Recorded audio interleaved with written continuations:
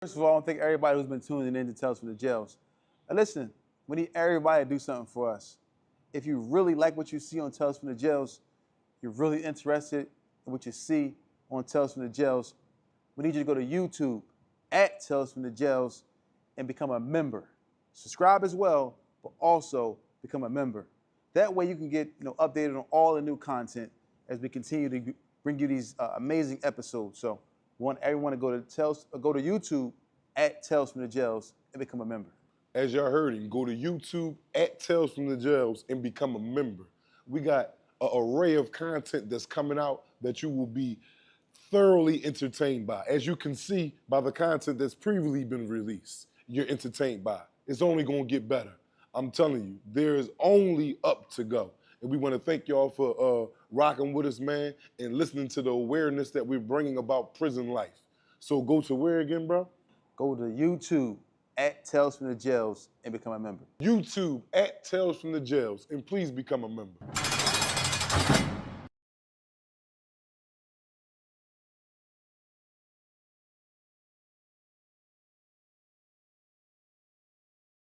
Expose your business to millions of potential consumers and clients. If no one knows who you are, you don't make any money. Put your logo here. Add your business here. They say when you're green, you grow, but when you're ripe, you're rotten. That means those who aren't moving forward is standing still. Marketing is everything. Grow your business today. Product placement, brand exposure, merchandise display. It's time to put your business and your brand in front of millions of potential clients. Call 267-534-5053. That's 267-534-5053. It's time to grow.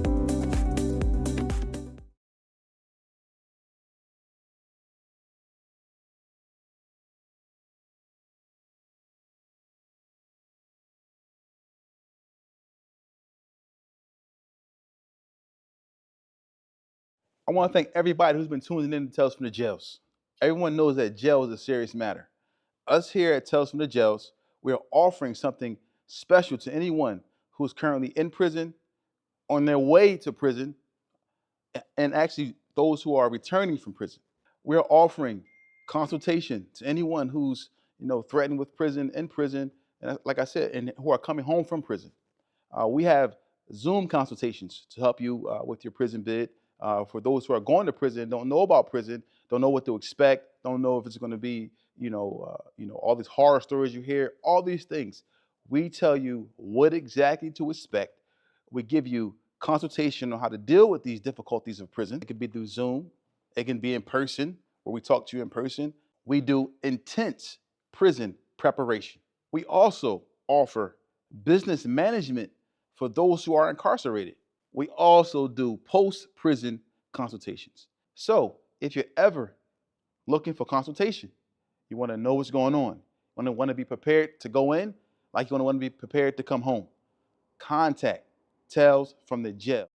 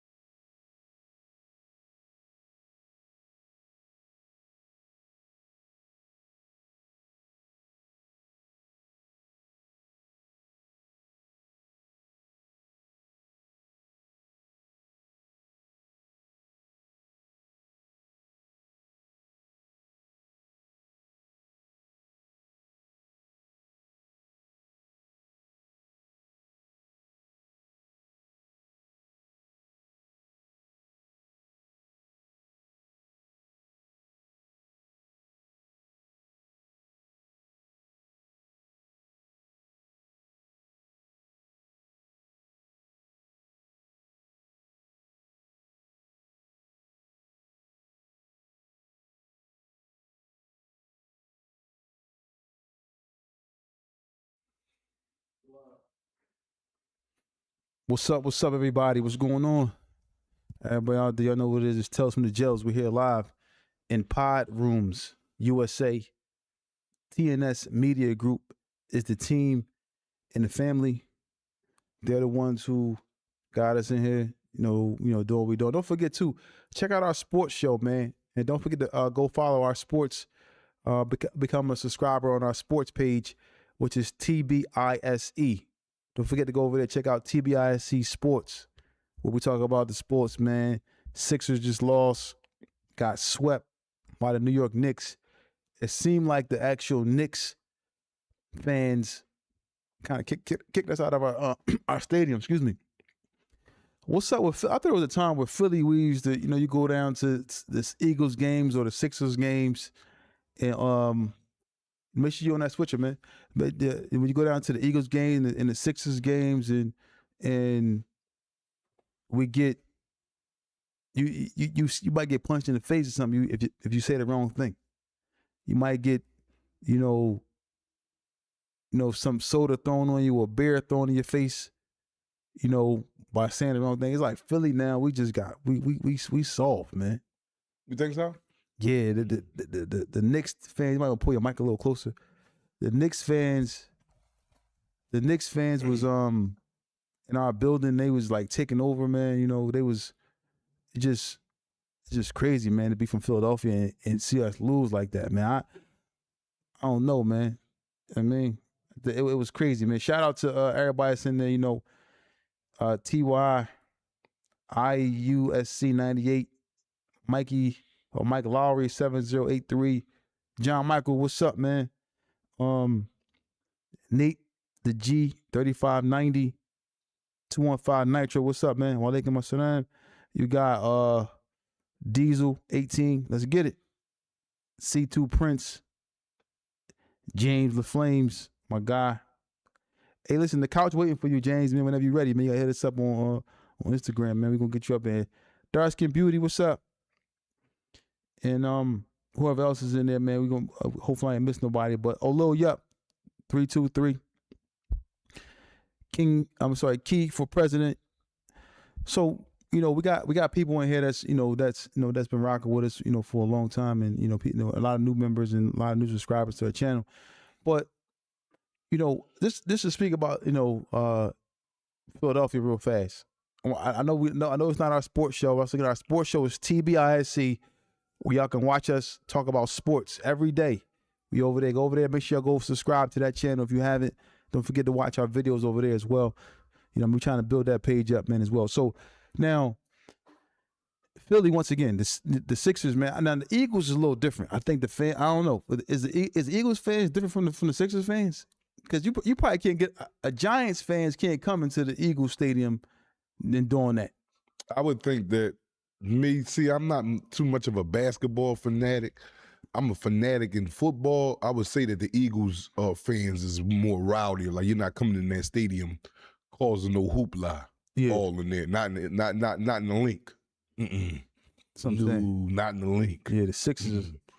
I guess the Sixers fans represent or the players are how the fans are. I'm assuming our players not really gritty like that. They not to say they're not good players, but Maxey always smiling.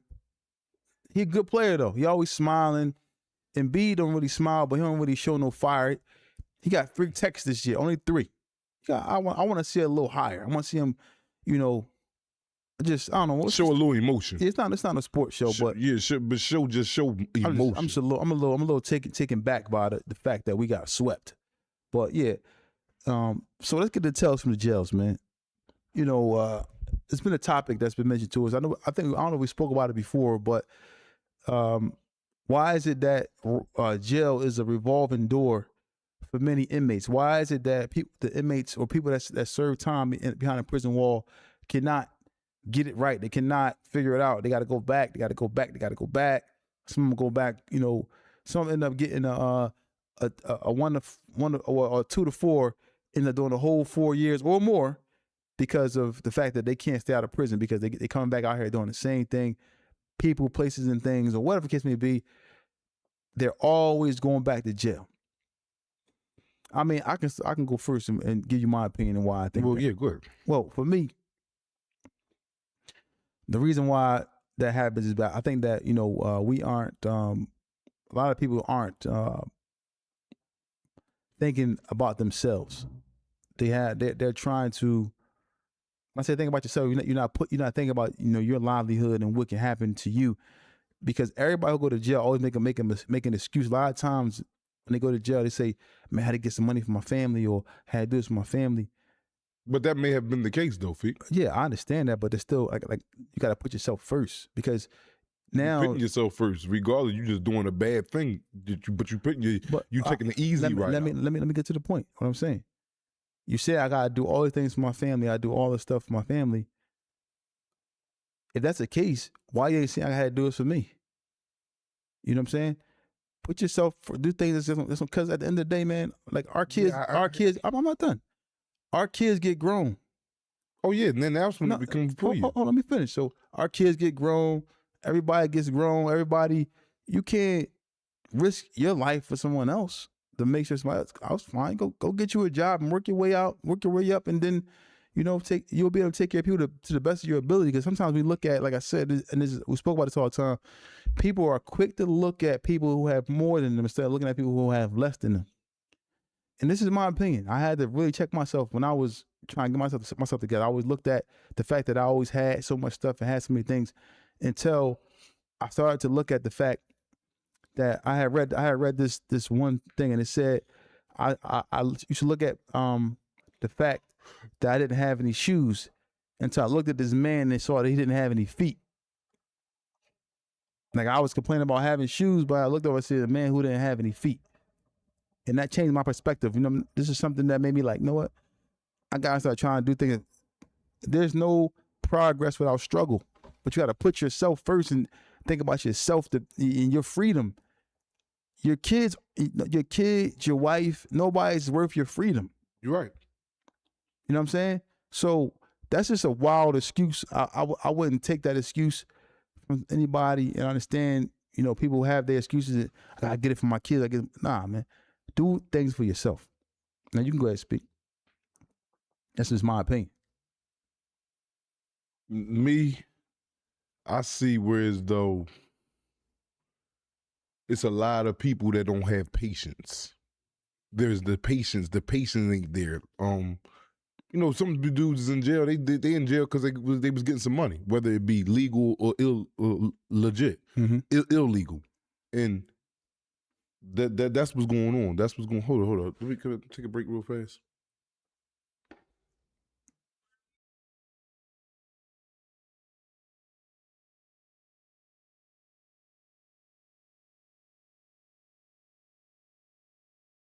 First of all, I want to thank everybody who's been tuning in to Tales from the Jails. Now listen, we need everybody to do something for us. If you really like what you see on Tales from the Jails, you're really interested in what you see on Tales from the Jails, we need you to go to YouTube at Tales from the Jails and become a member. Subscribe as well, but also become a member.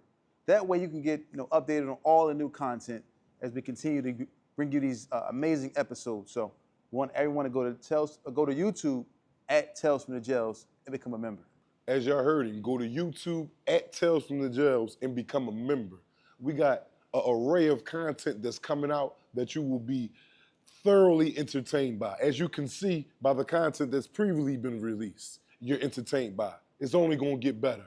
I'm telling you, there is only up to go. And we wanna thank y'all for rocking with us, man, and listening to the awareness that we're bringing about prison life. So go to where again, bro? Go to YouTube at Tales from the Jails and become a member. YouTube at Tales from the Jails, and please become a member. Clothing, cars, whatever you're selling, you have a great idea. You want to put it on our platform. Contact TBISC. Call us now, 267-982-0342. TBISC, the best in sports entertainment. I want to thank everybody who's been tuning in to Tales from the Jails. Everyone knows that jails. Yeah, we back. I apologize for that. But so for us, man, you can go ahead and finish your statement. Yeah, there's not a lot of patience with a lot of dudes that's coming home from, incarceration, man. And when I say patience, man, it may take a while for a dude, that's been incarcerated for a long period of time to come home to get on his feet, man. And then You know, a lot of you, I hear what you're saying about, you know, putting yourself first, but you know, a lot of dudes is coming home and they left when the baby was an infant, and then the baby is 2, 3. Like, that baby it be the mom, yo, yeah. Especially if you are already dude, you still gonna try to make things work and stick to this one course. But when things don't be panning out things don't gotta pan out at your time. It don't. You gotta stick it through. So my whole thing is, don't nobody have enough patience. A lot of dudes that go back to jail, bro. Like with me, I like to answer questions off of how I would react. And I went back to jail before. I didn't have patience. What you tell me the first time? If I ain't never went back to jail for that violation, no telling where I would be at right now. I lost years of my life because of my patience. My patience ran thin. I went out there and jeopardized my life. Not only did I lose years of my life, but I jeopardized myself and put myself back in prison. Because, all right, yeah, granted, I was getting a few bucks. I'm selling the yerks at an alarming rate. Okay, but I still cut a corner. Why? Because I had to go back to the penitentiary. I think you came home, start hanging with the wrong people. It wasn't even about hanging with it's not even about hanging with. You start hanging down the way again. Yeah, but it's still, you know, it still come, or regardless of where I'm hanging at, you still, if I'm not bettering myself, any aspect that I'm trying to get involved with, as far as financial wise or something like that, I could be by myself, and them thoughts and all that is gonna be coming to me. Yeah. Yeah, I mean, I ain't got to be around nobody to make a good or bad decision. Yes, you do. I'm gonna tell you why. Because a lot of times, because you never really go and fully understand stuff until you really look at the people that you're hanging around. If you hang around somebody all the time who, if they selling drugs, you're gonna probably start selling drugs. If they getting high and getting drunk, you're gonna be getting drunk, because they're gonna encourage you to do what they doing, and you might see them having success in whatever they doing, and your pockets is flat or whatever. Because at least now it's gonna entice you to want to do that. Nah, I don't agree with that, bro. I don't agree with that, bro. I do. I sit in the house on days on the weekends. I've been in the house the whole weekend. The whole weekend. My mind be all over the place. I don't gotta be around. But now. No. I'm telling you, this weekend I'm in there biting at the bit. I'm saying, but you had to go back to really. Now you're like, all right. Now I'm gonna really fall back and really try, because you already went back. You ain't trying to go back to jail, and you kind of got some things going. But everything happens for a reason. Like, I had a situation before. I'm like, yo, I told you, I said, just because I knew that I was coming back with a crazy situation, and I came back. I'm like, yo, I said, just, you know what I mean, do this right now, dry this, do that, whatever case may be. But cause I knew what I was doing, right? And I was trying to tell you and tell everybody else, like, yo, this. But patience. That's why I say go back to what I'm saying. I'm gonna tell you something. I knew because somebody close to us told us, said if he said if Youngin start hanging around people, he gonna be going. You just had to make a decision what you gonna do, and I was like, you're right, and it was true. Once you start hanging around them more, you start disappearing away from us and away from me, and then you may have missed out on another opportunity, but you got an opportunity here. But the thing about it is, you was hanging around doing stuff that we going back to. I was coming down the way and see that way. I'm like, dang, I tried to talk to you, but it was just, and then things had already came through, so it was like, it was just more so you had already made your mind up because of the people that you was hanging around. And I don't hang down the way. I stopped hanging down the way, hanging around people for a reason, because I knew that I had addiction to certain vices no matter what. And once I removed myself completely from down the way and start focusing on what I needed to focus on, like, you know, my religion and so forth and so on, and myself, no matter what struggles I just had to remove myself. And I heard all the stuff, man, boy, in the way, he ain't gonna do nothing. I heard all that stuff from people who ended up needing me in the long run. And I used to hear people come and say stuff about me. I'm like, dang. You know, but I ended up deciding to move myself and separate myself from people. And then, cause I knew I didn't want to go to jail. I knew I didn't want to lose my life, cause I seen it over and over and over again. But like you said, sometimes people gotta figure out, and I ain't gonna lie, I started to make moves, and I just just thought about it. It ain't worth it. Mm-hmm. Like everybody else, nah, man, I can't do that. I had to think about it, like, you know. So that's just how it is. But we have to understand that people, places, and things are serious, man. Like, you can't, like a person who's on crack can't expect to go hang around crackheads. Exactly. Because and be and they're gonna pass them. Yeah, but with this, see, I don't like to use that because with this type of addiction right here, for some cash, and Same thing, bro. No, I think it's worse than the crack addiction. Like, you don't have to be around them. Now, granted, more likely than not, if you're around the wrong group, you're gonna fall back to your old tricks. You know, you're around the right group. Oh yeah, you ain't got nothing. You know, they ain't selling dope. The right group ain't selling dope. Everybody going to work, but shit not be coming how they, because you got to solidify it. When you in the right group, man. What I'm learning walking every day, just because you got friends around you that may be better off, don't mean you're going to reach their where they at right at that point anyway. Mm-hmm. You may supersede them in life. Correct. But in order to do that, it's going to take time. It's not going to happen overnight. It's not. I don't give a fuck. Man, listen, man. If y'all don't listen to nothing else I say, man, listen to that. Mm-hmm. A person that's putting his head down doing the right thing is extremely hard, bro. Extremely. And I'm telling you that from my own experiences. And when I say hard, it's like not hard like where's there was something heavy to pick up and all. Like the mind battle, man, is a vicious war. It's more tiring, it's more intriguing than a physical war. Because you sitting there, because don't nobody know what you're thinking. So you can hide that all day long. And then you ultimately got to make the choice. But if you're going to take that right road, man, it comes with patience, man. Patience, man. Patience. I've been home now, what, two years and some change, man. I mean, 2 years, coming up on 2 years, man.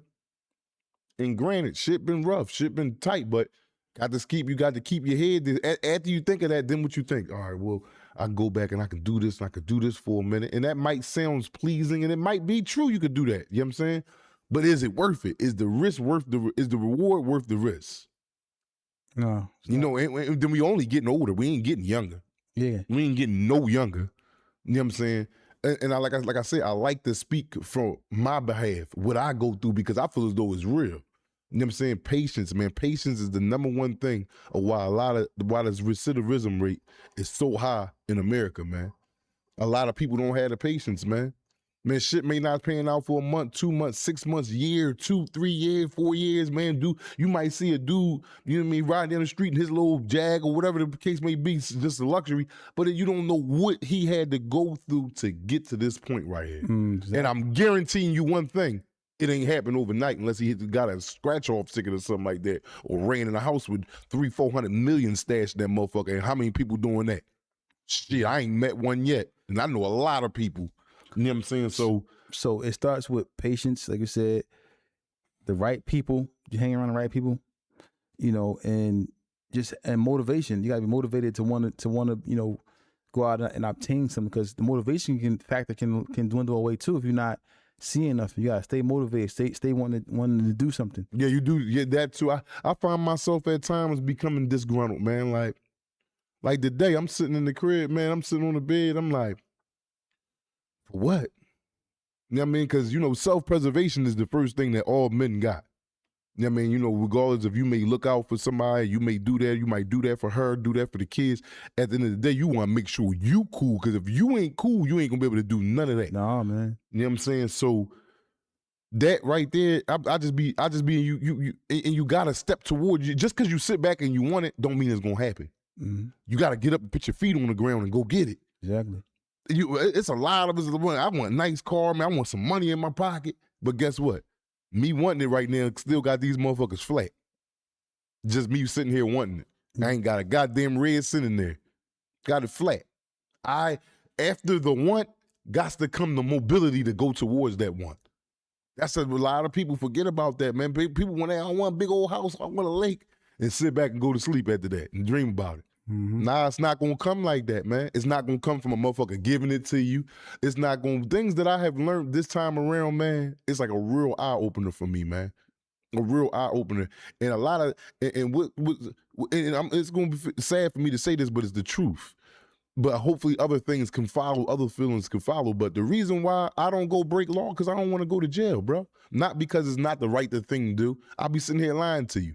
Oh, I'm not selling drugs because it's killing the community. Oh, I'm not selling drugs because little kids is becoming addicted in the wombs of mothers. No, it's not because of none of that for me. It's because I don't want to go to jail. I ain't trying to go to jail. And is selling drugs wrong? Absolutely right. But my first thought is wrong. My first thought is going to jail. Now, hopefully over time, these other feelings could come in because I know it's wrong. I know it's wrong, but that's not my first thought. But you at least you know it's wrong. You know what I'm saying? And I just be like, you make it to the point and be like, what you call? But I'm telling you another thing too. That's real. Whenever you're going through a struggle, man, and it's hard. Whenever you're going through some hard times, we all go through hard times at different points. And depression and I be depressed, man. I really see it now. I be depressed and I wear it well. Like, and listen, I'm telling you, like I always say all the time, like when you get money and you may still be tested with certain things, you can be depressed. Yeah, I agree with that. I found myself depressed. Like the last couple weeks, I was depressed. Like I was going to the gym every day. I'm working out every day. You know, then I had things that happened to me and things that happened in my life, and just so much stuff was just compounding, and I found myself like depressed. And I had to really like, even though I had the motivation to go out and go do stuff, that depression kicks in and it takes away all your morale. Meaning like you want to like make you want to do nothing. Make you want to lay around all day. I laid around this whole weekend, Feet. It felt me. Listen, I felt like I wanted to lay around all day. I'm just sitting in the crib like I'm laying around. I'm like, it felt like it. I did it. No, I'm saying, but there was days that I did do it, but I had to shake out of it, man. Like I had to shake out of it because that depression kick in, and it's normal for you to become depressed because it's a normal emotion to be depressed by certain things, but you just can't let it just like stress you too much because overwhelm you. It'll have you sick. Yeah. Then you would start forgetting about I ain't going to work. I ain't doing nothing. Yeah. But it's all a test now because when that depression kick in, because some people take depression and make some people take their own life. Yeah. And depression is serious. Yeah. Yeah. You know what I mean? That's a real serious thing. And then on top of you going through certain things, you're just being tested to see if you can maintain, but you be tested with your wealth, your children, your health, all these different things that you could be tested with. And then sometimes, man, you can hit a brick wall, man, and you got to just shake out of that funk and just realize like, oh man, listen, this is what God chose for me. This is what he chose to befell me. And then I got to just work out of it. You know what I'm saying? But yeah, but I'm a human being. I'd be like, why the fuck me? Because I mean, man, I'd be like, why me? What always worse. Who said I'm this strong to take on this? Allah. Like I be questioning myself like, yo, why I got to go through this shit been crunchy from birth. Since I slid out the womb, this shit just been bad. From the rooter to the cooter for real. And I ain't trying to make nobody laugh. I hit the floor coming out the motherfucking, what's the name? Yeah. Coming out the vagina, hit the floor. How much more worse can things get? And you be like, well, God damn. And I be seeing, I understand, I wouldn't probably do it, but I be seeing like they ain't killed, like that shit, that like you said, the depression, bro. That depression, like, man, that's why people do the things that they do, man, because of certain aspects of life that they don't want to be in. Just imagine. That's why people get high to try to numb it. That's why people rob stuff because they broke. All this is from a form of depression that a person is going through. Yeah, but I just think that for me, and I'm not knocking nobody else, you know, what they go through. But for me, I just think that you gotta just go through the storm. You can't go backwards because going backwards is doing the wrong thing. You're going back and ain't taking steps. So we gotta take them steps forward. Like keep pushing forward because if you keep pushing forward, you're gonna ultimately, make it, make sure you're not switcher, man. You keep pushing forward, and you start to see like things lose the tension going away. If you keep going forward, but you go backwards. Think about it. I go backwards. I go start selling drugs. Now I'm in jail again, and I'm depressed all over again. But if you just keep going straight and keep pushing through it, you'll be okay. You'll be all right. At the end, it's gonna be hard for a day, a week, sometimes even longer than that. But if you just keep pushing, you're gonna make it through it. So nobody should get discouraged. And always, I tell you people all this all the time. I tell my kids this all the time. Always look to those who are doing worse than you. Don't look at those who are doing better than you, man, because you're not going to ever see what you need to see. You're not going to ever learn what you need to learn. Look at those who have less than you. Those who are, people don't have a house. People don't have clothes. People don't have nothing. People don't have anything. And we sit back and look at it like, dang, like you said, my man got a Jag. You know, we don't know what he went through to get it, but it's some people out here that just walking. It's some moms that's getting on the bus every day. Some women that's got to drop their kids off over here and drive over here. They ain't got no man. Their husband is in jail or whatever's in jail. They got to figure it out on their own. And they got to go to work and do all the different things. And we sit back and be like, complaining about what we got going on. And some people that's, no disrespect, people that are in wheelchairs who don't have no money, people who are paralyzed from the neck down, people who have disease, who have cancer. Like, you know, I want to start going. That's why we start going through these hospitals, looking at these young kids who are suffering from cancer, 5, 6, 7, 8, younger than that. You know, it's life is not about looking at who has more than you, man. I'm telling y'all, man. For me, it changed my life. Whenever I'm going through a hard time, I look at people who got less than me, and it helped me. Like, damn, why am I complaining? Mm-hmm. Like, man, I'm complaining. I'm healthy. I can go outside. I can go hop in the car. I can go drive. I can go do what I need to do. Or if I can't get in the car, I can go walk to the store. I got my freedom. You know what I'm saying? I got my help. I can just embrace what I'm going through, because I go through a lot too. And we always try to say money makes it better, but money, I'm telling y'all, money don't always make it better all the time. You're still a human at the end of the day. Still a human. You know what I'm saying? Still a human. Peace of mind is priceless. If you got a peace of mind, people, if you got unruly kids who ain't trying to listen, let them go. You got an unruly woman in your life who ain't trying to, let her go. You got an unruly husband who ain't trying to better himself, let him go. Worry about you, move forward, because all these things on top of what you got going on is going to hinder you, man. It's going to take away from your life. It's going to take years off your life. So if you got whatever you got that's going on, that's you got a bad habit that's taking all your money or whatever the case may be. You know what I mean? Let it go. Let it go, man, because it's going to drive you crazy or lead to you back in prison or whatever it's going to be. You got friends who ain't. You know your friends, man. You know your people around. They just want to get high all day, get drunk all day. They want to go to the club all the time. They want to party over here. They want to, you know what I'm saying? Sometimes you want to just, you can't do that with them all the time. You know what I'm saying? You can't do that. You can't just waste your life and your time just getting high all day, getting drunk all day, sitting on the block, sitting on the corner. When we gonna start talking about, let's go fill out some job applications, let's go do something, let's do a workshop, let's try to do something. Those are people we need to be around. People are trying to get further in life and to do different things that can put you on something. But, you know, you gotta surround yourself with good people. You know what I'm saying? That's why I said, for me, I stopped hanging in the hood for a long period. And I come through there, say what's up, but I'm looking at myself. Not that I'm bougie. I'm like, this joint wasted time down this joint. He over here doing this, he over here doing that. I'm looking at this stuff like, next thing you know, he charged with murder, he in jail, he don't like him no more. It just it's like, man, like, she pregnant by him, she messed with him and him. It's just like, come on, man. And we got to get better as individuals. I'm not knocking what nobody else got going. I'm just saying, for me, and I'm not saying that I'm bougie. I just say I come around, I'm like, man, this joint ain't for me. It's time for me to go. The world is much bigger than the block that I'm from. Because I done traveled and seen different places, and I understand that the world is vast, and there's different people all around the world. It's not just about West Philly, North Philly, South Philly, wherever hood you from. Anybody can be from the Bronx, Brooklyn. The world is vast. There's so much stuff to accomplish out here in the world. This should be stuck in a neighborhood or go to jail for a block. You did 21 years for. That ain't worth it. No, it wasn't worth it. Who owns the neighborhood down there? Yeah, who owned the neighborhood? Like we the 21. We said we own the neighborhood. We don't really own nothing down there at all, and they showed us too. Yeah, own nothing. So, you know, it is what it is. You know what I'm saying? Some people, you know, you may be in a position at some point to buy stuff, certain parts of your neighborhood. Yeah, but for the most part, we really don't own. You don't own that. You don't own the neighborhood. They're gonna send you to jail for a very long time. You know what I mean?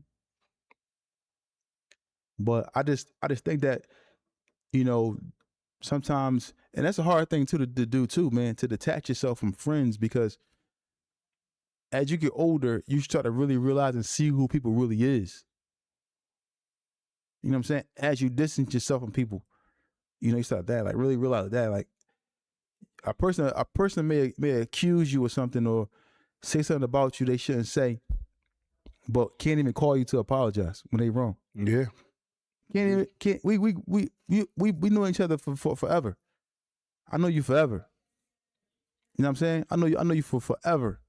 Since I can remember, we done been through so much together, been around each other so much, been breaking law together, riding together, and a person say something wrong about you or do something wrong to you, and then can't even call you like a man, like, yo, I apologize, man. That was wrong, man. I ain't, like, damn, you got my phone number? You can't call me and tell me like, yo, am I bad? I apologize. Is that making you too soft to call me and say, yo, no, I was wrong?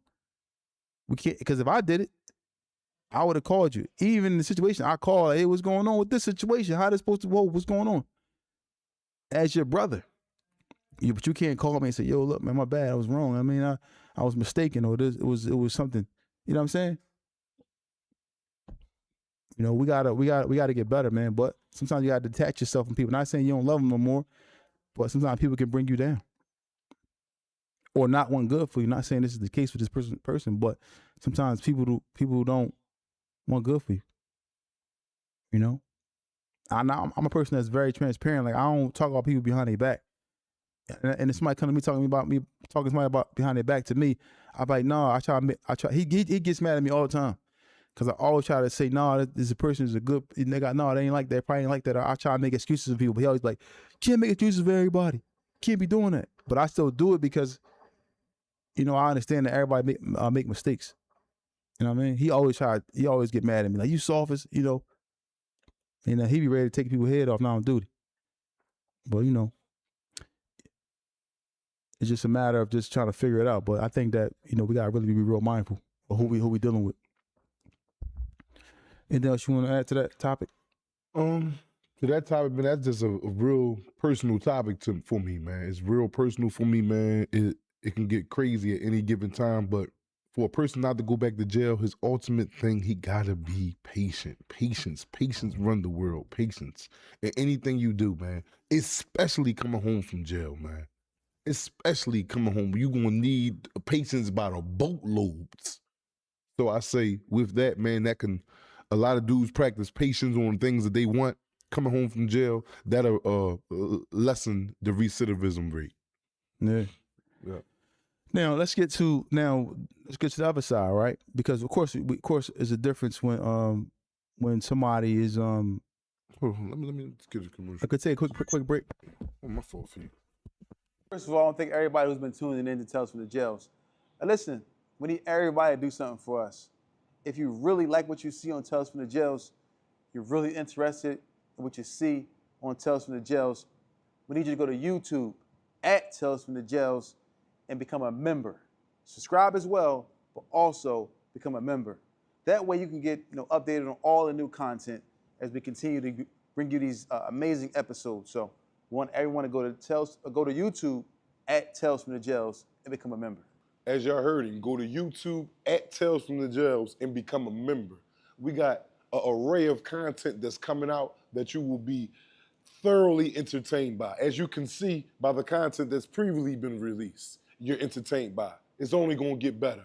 I'm telling you, there is only up to go. And we want to thank y'all for rocking with us, man, and listening to the awareness that we're bringing about prison life. So go to where again, bro? Go to YouTube at Tales from the Jails and become a member. YouTube at Tales from the Jails, and please become a member. Expose your business to millions of potential consumers and clients. If no one knows who you are, you don't make any money. Put your logo here. Add your business here. They say when you're green, you grow, but when you're ripe, you're rotten. That means those who aren't moving forward is standing still. Marketing is everything. Grow your business today. Product placement, brand exposure, merchandise display. It's time to put your business and your brand in front of millions of potential clients. Call 267-534-5053. That's 267-534-5053. It's time to grow. I want to thank everybody who's been tuning in to Tales from the Jails. Everyone knows that jail is a serious matter. Us here at Tales from the Jails, we are offering something special to anyone who is currently in prison, on their way to prison, and actually those who are returning from prison. We are offering consultation to anyone who's threatened with prison, in prison, and like I said, and who are coming home from prison. We have Zoom consultations to help you with your prison bid. For those who are going to prison, don't know about prison, don't know what to expect, don't know if it's going to be, all these horror stories you hear, all these things. We tell you what exactly to expect. We give you consultation on how to deal with these difficulties of prison. It could be through Zoom. It can be in person, where we talk to you in person. We do intense prison preparation. We also offer business management for those who are incarcerated. We also do post-prison consultations. So if you're ever looking for consultation, you want to know what's going on. We back, y'all. Apologize for the brief interruption, but we back. So yeah, like we're speaking about, depression and and people, places, and things, and so many different aspects, which can ultimately lead to you actually going back to prison. But another thing too, man, I just want to say this, man. Because we all go through certain things in life, and dealing with certain things, and a lot of times people go back to prison or find themselves in the bad situations because we had this thing where as though we're afraid to let go. You gotta let go, man. You gotta let go of things that's hindering you. I know it's hard and it's difficult, but you gotta let it go. You have to. You know what I'm saying? Because it's gonna affect you financially. It's gonna affect you mentally. It's gonna affect you, trying to get to where you gotta get to. You gotta just shake off that dead weight of and accept people and be around people that give you energy that put into you, opposed to people that take from you. Because you're trying to accomplish things in life. And this is me talking to myself because I had to do that. You know what I'm saying? Now that I'm trying to go back to jail, I realized I didn't want to go to jail. I didn't want to die out here in the streets, but I had to realize that you gotta let people go, man. You know what I mean? If we can do that, if you can do that, you gonna be in a better place, man. It's gonna be hard possibly, but you gotta let it go. Otherwise it's gonna hinder you in your progress and what you got going on. So yeah, man, anything else you want to add to that? Oh no, that's it. All right. So, as we move on and speak a little bit more so about jail, I was gonna go into the topic and speak about what about the people who's in jail after they made made a wrong decision, and now that they in jail, they are ultimately, faced with, all right, I made a wrong decision. Now I'm depressed. I may have gotten out from a 2 to 4 or 3 to 6, and now I got a life sentence. So I got another RICO case, and I'm back in jail doing a 10 to 20, whatever the case may be. I'm back in prison for a longer sentence. So I'm back in with a new case. The mental aspect of them, I know you're seeing people in there that went through that had to deal with that. How much frustration is that for somebody that's in there? From your aspect of being in there and seeing that. That was me. I had to go back in there. That frustration, like I said, that it was only 18 months that I had to go back. That was longer than the 21 years I did for me mentally. You know what I'm saying? For you to come back in there to be charged with a case that'll give you a lot of time after you've been released from there, man, that I can't even describe that type of hurt. Or it's not even a hurt. It's not a hurt because it don't hurt, but it's like it's an uneasy feeling. It's a bad feeling, and it's like you can't get from underneath it. Ain't nothing you can do to get from underneath it. Every day you wake up in here is a shocking reality. So it's like, man, to be back in there after you done served the time, served time for something that you was convicted of, and to be back in there with a whole nother situation, bro, that's one of the worst as ever, man. I went there, I told you that 18 months felt longer than 21 years. You see what Newski said, he said, I just did 5 years and went back for 21 days. And what'd he say? That's it. That's it. That's what I told the judge before. I said, regardless if you sentence me to a year to 40 years, it's going to be up to me of how I don't want to come back in here no more. You have a dude to come home to doing 20 years and be right back in there a year later. A year later. Regardless of how he feel or whatever, dudes is doing that at an alarming rate. So, you know what I mean? You just got to pace yourself, man. Be patient, man. But with that whole feeling with that, man, it's bad, bro. It's bad. You back in there, you like, damn, this again. You a little bit more sharper because you know how the judicial system work because you just was in here and served time. So you know everything that could happen to you. Everything just weighs on you even harder than that first bid, man, because you know better now. You know the laws a little bit more. You just sat here and did time. So you know everything that's coming your way this time around, and it's more disgruntling in the mind than it is doing that first bid. Yeah, I think for me now, this time for me now, I'm looking forward to the next chapter of being a parent. Like I got my daughter. I got a 20-year-old son. I got daughters, and I'm about to have another son. Alhamdulillah. Alhamdulillah. And I'm looking forward to, just being available for them. And I say this all the time. People think I'm crazy. Like, even if you take, if all the money is taken away, I just want to be able. I think availability is as much as you're available, you always have opportunity. Because there's no opportunities in jail. You know what I'm saying? So if you're available out here, no matter if you don't have nothing, you're available. It's always an opportunity. It's always a chance to try to get a job. It's always a chance to make some money as long as you're out here and you're available. But if you're not available, you're not going to have opportunity. Then also ultimately being available as a parent. Like being available. Like sometimes we can make it where it's all about money. But it's really not. It's not, man. Kids need more than money. Yeah, I'm not saying money, not everything, but kids need more than money. They need your time. I agree. Talking to them, teaching them, like I got a son coming. I'm like, I ain't trying to have my son up under his mom all day. I want to have him with me. You know what I'm saying? Even my daughters, I don't have my daughters up under their mom all day. They need to spend time with me and like I'm saying, and be around me. Because there's some things that their mom can't teach them and I can teach them. Mm-hmm. Different aspects. And I be with my kids and ain't about no money.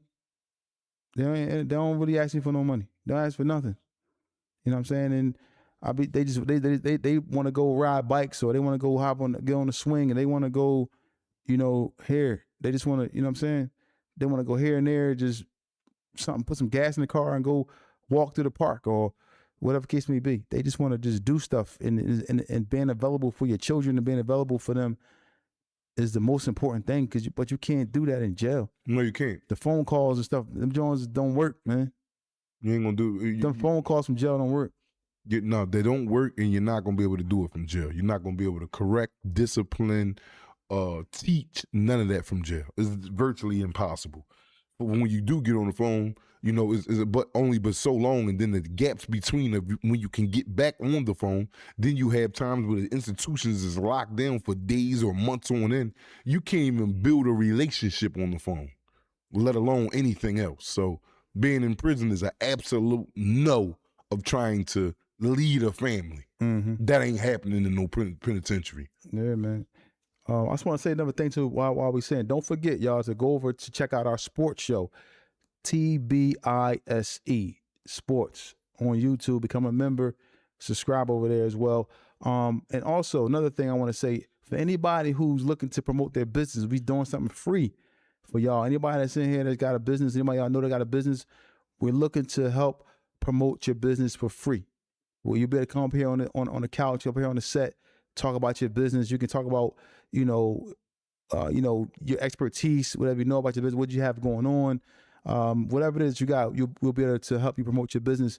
You hit us up on, email us, talesfromjails@gmail.com, or hit us up on Instagram, and we'll see what we can do to get you guys up here on the show to talk about your business.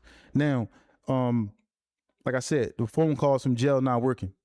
Them letters definitely ain't working because, people don't really read no more. Honestly, let's keep it real. People really don't read no more. That's just something real quick, like a quick caption on Instagram or whatever, or TikTok. Yeah, nigga ain't opening up no letters. Really opening up no letters. Like, you know what I'm saying? And then now you got to email a letter. I wrote AR admin. I talked to him about it. He like, yo, like, I ain't getting nobody send me no letters. He like, that was like something I ain't even expect. You know what I'm saying? Mm-hmm. Because people don't reach out to certain people in jails and certain, I take time, I might take 5-10 minutes out of my time and I might write somebody a letter. I've been writing people letters all the time, and I just reach out to them because you never know what you can say to a person that's in jail because they're going through a hardship. Jail or prison is a hardship. You know what I'm saying? A very bad hardship. I just saw somebody said Lil Durk offered $5 million for his freedom. Mm-hmm. He offered to give up $5 million He'd give up more. just to get out. Mm-hmm. That could be all he had. I'm not saying that's all he had. I'm just saying that could be all that he has. And he's willing to give it up. Yeah. Just to get out of there. Would you do that? Yes. You goddamn right. You goddamn right. Yes, I will. You give up everything you got. Your house, car. To get out of jail? Yeah. Yeah. Clothes, $5 million. Yes. Yes. Come home. To get out? Yeah. Somebody like him come home because he has a name, and he'll come home and he'll be in a position to be able to make that money back. Right back. But I'm giving everything up. I got to go. I'm not trying to sit here. Do the feds really take stuff like that? I'm like, all right, take into consideration that you're willing to give up so much for your freedom? No. And then let you go?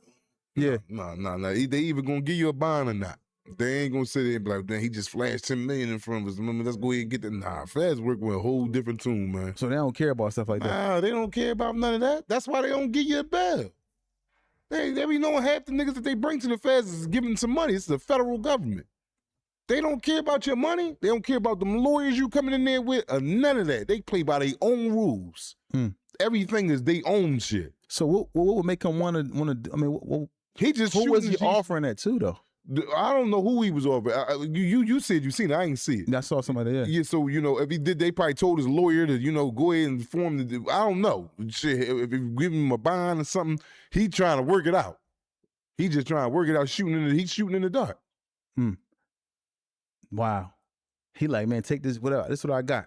Take this $5 million. Let me get out of it because jail's a hardship. He's just sitting around the same people every day, same cell, probably same food every day. Seeing dudes go to trial and get roofed every day.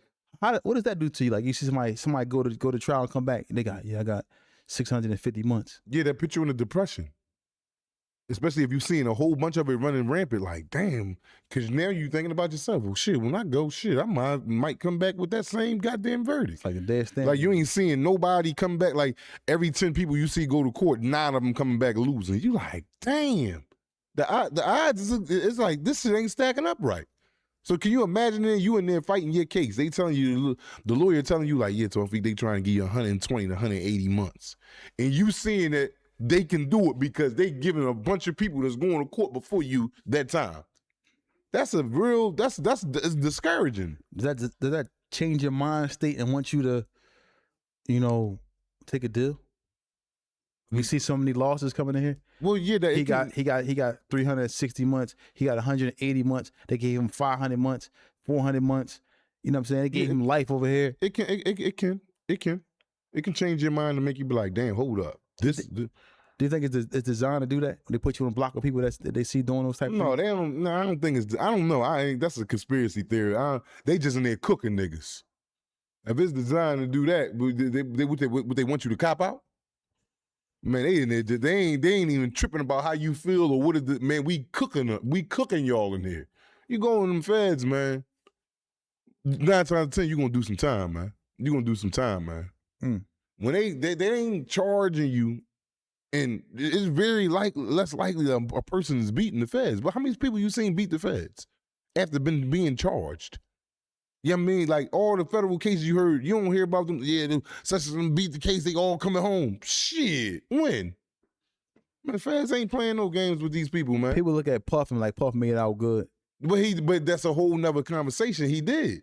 He could have got cooked. But it was no violence intact in that case. But it's still with the charges he had, the ones that they let him off of. Yeah, they could have cooked Puff for that if he'd have got found guilty of that. They just let him. They let him. Get found guilty of a lesser charge. But them other charges and all that, taking girls across state line and having too much fun over there, man, they will knock Puffy head off his shoulders. So he did make out. He made out extraordinary for the charges that he had and got acquitted of. If you was Lil Durk in Lil Durk's corner, would you tell him take a deal? Yeah, if they try and give him life, yeah. Yeah, like if I was Lil Durk Pop and I was Abdul Haq, and Abdul Haq did a lot of time in the penitentiary, so he's of the same mind like me. My thing is, I be looking at the the findings of the case and what they got, because I know he probably hands on with Dirk lawyer to see what's going on with his son and all that. But I would definitely come to him and be like, "Yo, man, look, I mean, you such and such age. Like, this is the way I'm thinking. This is the way I'm thinking, and I'm not saying it's right, but this is just my thinking. I've been in there. If I had a son that was, how old is Dirk? About, he ain't 30 yet, is he? I think he's 28, 29. Yeah, and he in there with murder for hire and all that. These life joints, and they came popped up with a 25-year deal. Yeah, man, I'm coming right there. Like, boy, you got about 3. Well, he got about what, 3 in? Yeah, well, all right, but yeah, he's still young. You got 3 in out of 20 out of 25 years. You do about now. They're changing the guideline ranges. They're changing all the sentence, so everything is working out in your favor. You could earn up more good time a year and all that. Out of 25 years, you'll do about 19. Then he got 4 in on it. Or 50 when he get out. Well, it's better than life. It's better than life. But it's probably how he thinking too, though. He probably, if they offer that 25, I'll be 50 when I get out. Yeah, but it better be 50 when you get out, or get out when you dead. Which one you picking? The 50-year-olds coming out of there looking like 25-year-olds. Yeah, I probably would take. Especially if I knew I did something and they had me by the balls per se. I'm just a convict. I'm a person that did something. So you probably got to ask a person that never did time and all that and know how this shit go. They might be like, no, I'm going to trial. Fuck all that, this and that, and this and that. I can't. I know when to fold them and when to hold them, man. Lil Durk got so many charges against him. They put like, what was it 10 charges, something like that? Yeah, something like that. He got something crazy. I think like 8 or 10 charges, I believe. It could be more. But they got all the charges against him, right? And they just start, compounding them charges to try to make something stick. Something is going to catch you on something. And he has a prior record, right? Oh, he do? Yeah. Oh. So that's going to be an enhancement to whatever he get. Yeah. Upon losing trial, yeah. If he loses, Charlotte make it out. But my thing is, I would be in there trying to coach him for a deal, man. I would be paying them dudes like, because I'm not saying he can't beat the case. Murder for hire. Yeah, I'm not saying he can't beat the case. He can, because he can beat the case. I don't, know the whole ramifications behind the case or whatnot. People probably just blaming him, or he may have just did. I don't know, but I'll be paying that money to them lawyers to get me the best deal possible. But I got a way of thinking because I did time, so I'm not gonna think like how you would think. I'm already thinking like that. You know what I'm saying? Because you got a lot of friends. Because I've been around, yeah. Exactly. And I'm pretty sure he has too, if he think it right. Hold up. All right, say our brother up here. Say our brother, Saeed. They get him in there right now. 25 years. He be like, is you crazy? He not taking that. He gonna go, he gonna be like, y'all done lost your mind. See, with me, I'm gonna be like, that's it, come on. Because I know I just sat here and did it 1,000 years for y'all already. I'm back in here. I know that y'all not playing at all. I know for a fact. The average dude, he come in there fresh, wet behind the ears or whatever you may want to call it. Man, I'm going to trial, yeah, we fighting. Sock it to him. That shit sound good. We standing tall like City Hall. All the little saying 10 toes down. Boy, after that shit, they be like, hey, it'd be a whole new world. Yeah. BTA, right? Yeah. So listen, you get in these courtrooms, man, in front of these judges. But I'm gonna say this first. So your lawyer, right? Your lawyer, like, I'm gonna do whatever you tell me to do. But the lawyer, I'll be telling my lawyer, look, go see what kind of deal. I need everything on the table. I need everything. I need all the deals on the table. I need the trial. How you feel about? I need to know everything, so I can weigh my options. Because that deal might be sweet. Yeah. Might be a little dime, a little 10 or 15, get you about it. Yeah, the little dub is sweet. Dub seem like. For them to see, but that's you, because the spirit you have, you don't want to do it. No. I'm going to do it because I have been in there. I know, and then I know my charges, murder for hire, that's life. 20 years, you got to kiss everybody goodbye, though. The kids. Well, that's what we doing. The girls. Well, that's what we doing. We ain't even talk about that. That's a whole nother I'm gonna get to that when we But get that's into what it. make the decision hard. What? Because I gotta kiss them goodbye? My kids just, my son 10, I gotta do I'm not the 30 when I get out. no, it's not. Not for me. See, that's for you. For me. I'm saying how you think. I ain't saying, I'm talking about how people But how would you thinking. think? Would you say that the decision be hard for you? If I know I did it, Yeah. and I know if I found get that, I'm gonna do like 80 years. Yeah. I'm gonna bite the bullet and on Yeah. duty. Yeah. I'm gonna take my chances and take that dub. Give it to me. Yeah. Especially if I know I did it. Give me that 20 years. Yeah.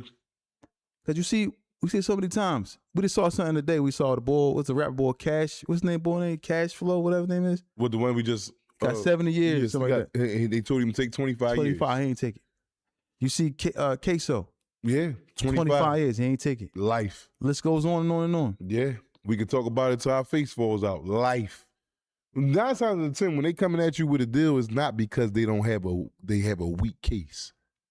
And that's what a lot of people get misconstrued. Oh, he came at me with 5 years. I could beat this joint. They ain't got nothing. That's why they want me to bite. No, they ain't feel like just going through the dumb shit. They know you did it. So they try and give you your way out. And then you played.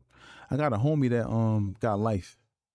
He they offered him a deal for murder. I think it was like a 10 to 15, something like that. Something I don't want to say light, but it was something like that. Like it was something light. They offered him. He ain't take it. They gave him a will. Yeah. Yeah. That's how And that now, should and now he's saying, "Damn!" He said, "I'm trying to get a date." Now that's his thing. Now I'm trying to get a date. They give me 20 years. I'm taking that be. And you could have been did it. because they ain't know no better. That's what I say. That's why I say I know. I got the lawyer. I got Oh, you thinking, yeah, I got the lawyer. I got Dennis paid Kogan, DC. 70, 80 Man. grand. Man, that shit don't mean nothing. Nah. It's about whoever tell the best story that day. That's it. Mm-hmm. And your ass is to the good if they vote bad for you. Yeah. It's just so unfortunate because, man, once you lose that case, once you lose that at the mercy of the courts, and the judge gonna say what? I gotta give you the guidelines. I can't go beneath this. I can't go under this. I gotta give you the guidelines. And then in the feds, you have enhancements. Now, is it enhancements in the state too? I'm not really sure. I don't want to really. I'm not sure. I can't say it is because I did all my time in the feds. I don't know. Yeah. Yeah, I don't know if it is. I'm not gonna say it is and it ain't, and I'm just not gonna say it ain't and it is. But Mm-hmm. I don't know. But I just know the feds is playing by a whole nother set of rules. Yeah, and then you get up in there, man, and it's like they gave me a life sentence. I got life in jail. So that leads me to the other question, man. A lot of this stuff stems from the streets. Mm-hmm. It ain't worth it. Mm-hmm. See what Newski said The up here and said? streets ain't worth it. I don't know how many times we gotta say it till we blue in the face, but one thing about it, if you don't listen to us and you continue on, I'm not saying everybody is doing it, but if you is doing it and the streets is, your companion and your friend, you will see how good of a friend that the streets is to you. You will see. You will not be looked over. You will not be exempt to it. You will see what type of friend the streets is. You will The streets do not love you back. The streets can care less about you. Next man up. You go to jail. Next man up. You see what the boys got indicted down here. They back on the block again. Somebody new next man up. That's it. Next man up. Next man up. And then, like I said, I don't sit up here and say, what they doing is wrong, but I don't knock what nobody doing. We ain't up here trying to put the spotlight on other people out there breaking law or whatever. We know as human beings and being from Philadelphia that people is going to do it. So we have to bring you the awareness message of if you don't get killed first, this right here is definitely promised in your future. So please beware of the penitentiaries, man. It's a young guy we know, man, who got arrested for multiple murders, right? And we sit back and we talk about the time that you're going to spend fighting multiple murders, right? 2 years for one, 2 years for the other. And if you lose one, you got to go upstate, come back down and fight the other. Mm-hmm. And then you might get life on that one. Mm-hmm. If you got life on that one, do you take the deal on the other one? No, you ain't taking no deal because if you got life, that means you went to trial. Once you take a deal, there's no get back. You give up all your remedies. I'm saying they give you a deal of a dub on the other. Like they gave Queso a 15 but years I got on life one. already. But now, say I get that life back on the other one. All right, well, yeah. Well, then if it's something like that, yeah. But I could try to get his life back. Yeah. But Queso got to go through. It's a lot. He going to do. He got too many witnesses, too many people testifying. Yeah. But my thing is, you might be able to tell somebody, yo, give me. If you know you did them, and you got witnesses that you know that people they got credible witness. Like say, man, I know me and you did something, right? And me and you did it, and you testifying against me, because I'm never testify against you. Mm-hmm. But if you testify against me, right, and then you testifying against me, right, and I know we did it together, and they telling me that you the witness, mm-hmm. I'm going to take a deal. Yeah, because 9 times out of 10, you ain't gonna. I know everything about you. Why would you go in there and fight that? You'll be a damn fool. And they say I'm up here on the stand. If I make them look not credible as a witness, and they'll try to make you look like you a liar. Yeah, but it's just too much stuff that I make. Like when people have cases like that, and one of your best friends is getting up there, yeah, you got to get out the way. You got to get. When I say get out the way, meaning go ahead and take you a plea deal, man, because it's not gonna end well. It's not. What about surprise witnesses? Do they got it? Where do they do that in the feds too? Or they got to tell you in your discovery? No, you got to get my jinx material. My jinx material was my discovery, so it won't be nobody that popped up in court today that I didn't know that was coming. You understand? Oh, so they tell you who we going to court. But I thought when you went to trial with Day, they switched to they stopped using Day. Yeah, they stopped using him. But did they tell you that wasn't using him? They told you that wasn't. Yeah, they'll let you know. The government will let you know everybody that they're going to be putting on the stand and stuff like that. Yeah. And they'll let you know who ain't coming to this trial and who gonna be on this trial. Yeah, you gonna have all that's in your jinx material. How'd you feel when you got to prepare? That wasn't Day, wasn't gonna be on there no more. I wasn't back on there again. Oh, that was just Chew. Yeah, he went back by himself. Oh wow! So they found you guilty. Yeah, but they found me not guilty. They had a partial verdict. My case was a partial verdict. They came back and couldn't decide on whether to convict me or not for the conspiracy. They like, damn, this man only been home 3 months of this conspiracy that y'all say y'all been watching for 5 years. What the fuck did he do? So they didn't know how to judge with the conspiracy. So I went back in there, they threw it out. They threw out my conspiracy and charged me with the overall accident. They caught me with the stuff in the house, being a part of. Then they gave me a relevant conduct. They gave me, all right, yeah, he not part of this whole massive 5-year conspiracy, but he was a part of it for just this 3 months. So they hit you with whatever, they tallied it up for the 3 months. For the 3 months. Which was, man, the feds is a bad. They said like one brick worth for 300,000. Exactly. And then they used that. What they did was they said I was out there selling about 2,015, 2,000 to 2,500 a night.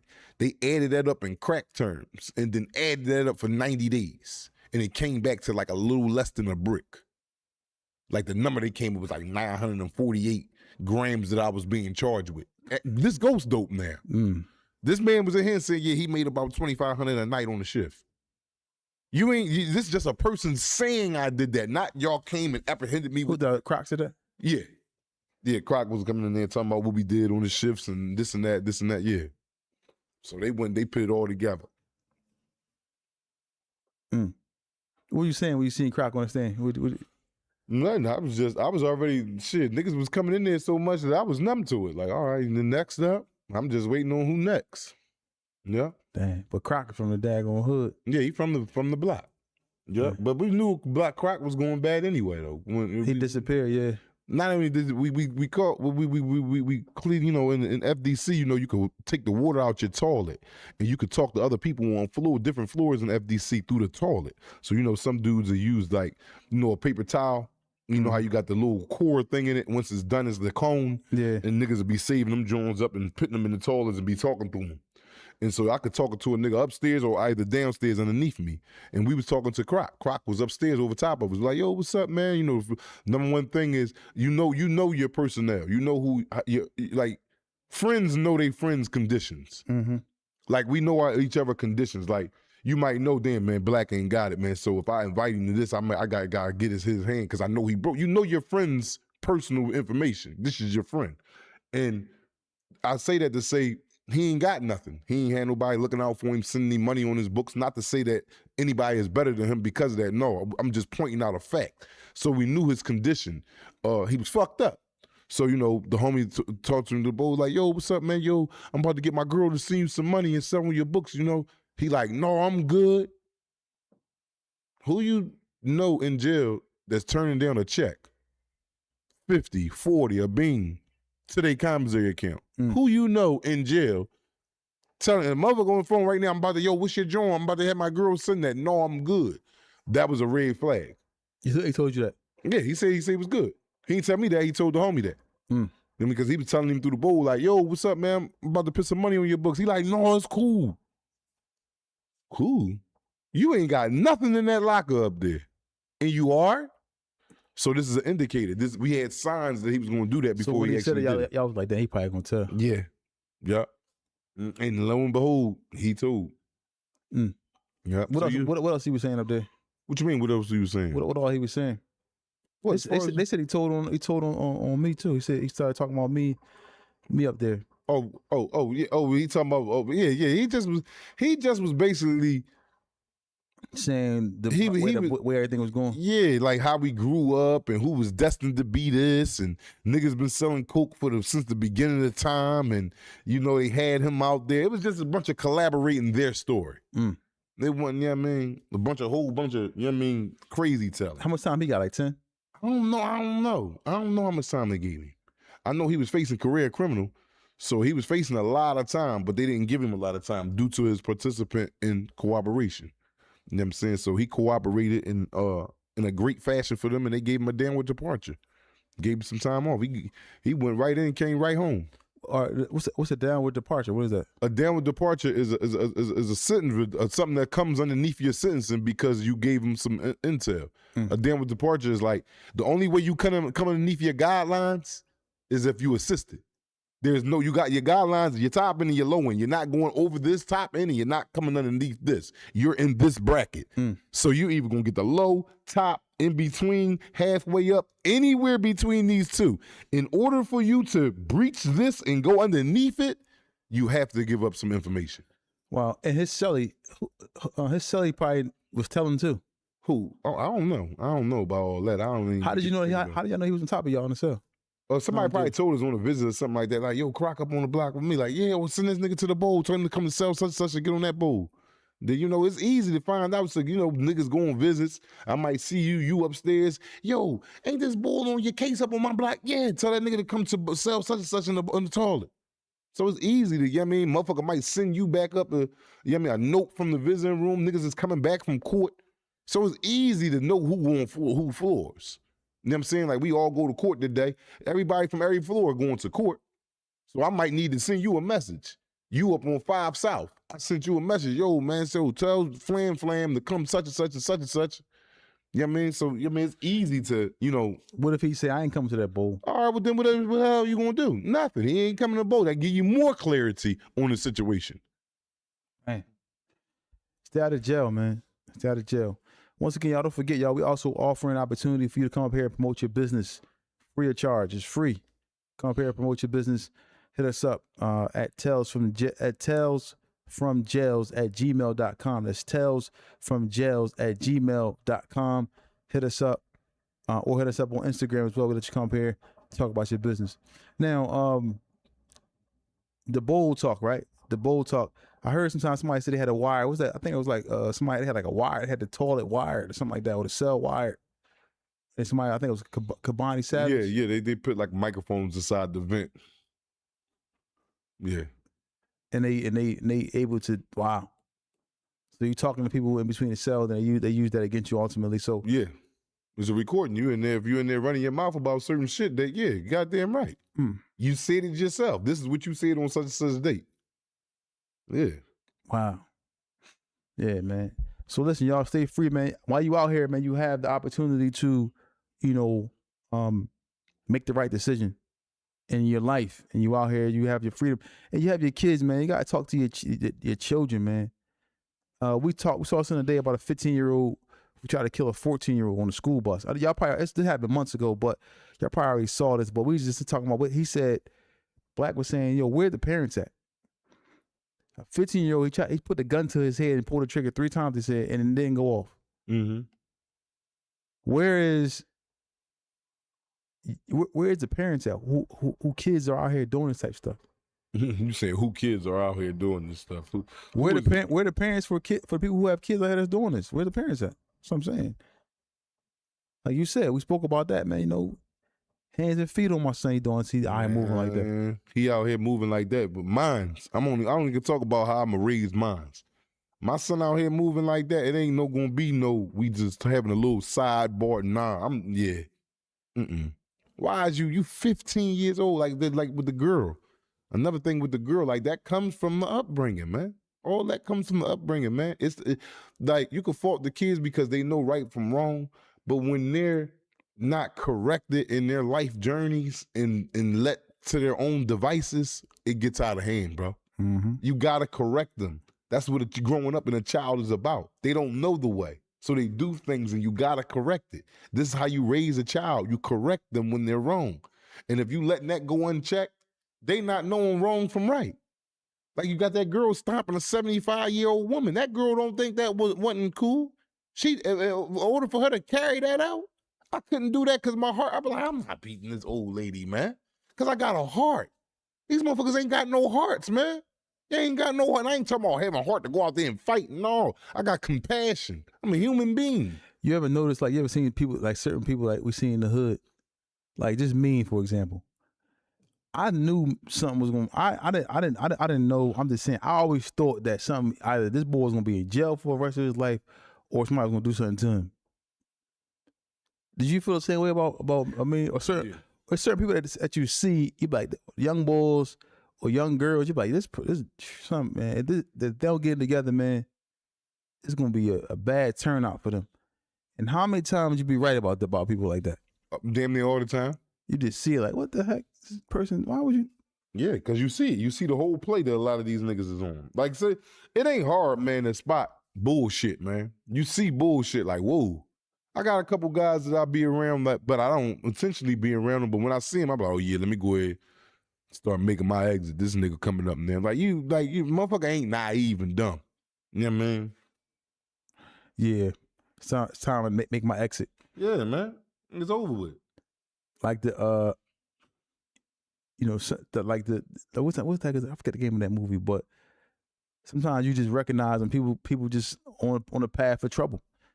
And if you see your kid, because a lot of times parents, they don't want their kids hanging around bad kids. If you see your son hanging with some young boys he shouldn't be hanging with, what I'm doing? What you doing? What you saying to him? No, but what's that? I don't like that. I don't like that. Like, you talking about seeing around some young boys. Like, they kids. But I'm saying, this kid that he's with is bad. How many kids you seen go to jail because of their friend who said, let's go rob a bank, let's go rob a store? Yeah, see, but I want to install in my kid. I'm not going to tell him, yo, you can't hang with him. Because this might be his friend. Okay. They might be good friends. Okay. Okay, now your friend just on some wild shit. Now that comes to you as a parent. How much control and how much is your son listening to you? Okay. Because that's like Boys in the Hood. But hold up. That's like Boys in the Hood. When Cuban Gooden Jr., he listened to his dad. He listened to it. He got out that car. Yeah. His dad ain't telling him don't go hang with them. He knew that was his friends. Mm-hmm.